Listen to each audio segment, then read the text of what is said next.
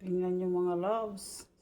Thank you sa aking mahal na Ate Nida sa blessing na pinagkaloob.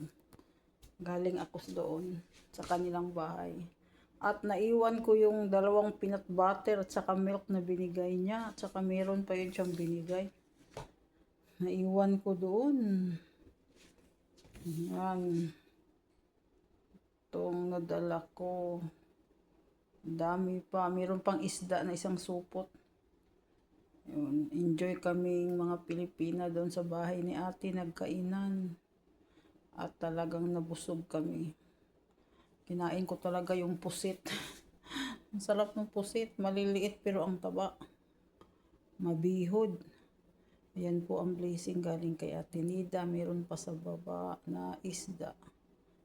Ayan. Thank you Ate Nida sa blessing. Sarap talagang pakiramdam. At saka sa mga Pilipinang na-meet ko doon, ang babait nila. Yan guys.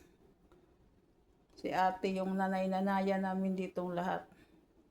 Thank you ate sa blessings. Ayan pa yung sibuyat sa kabawang.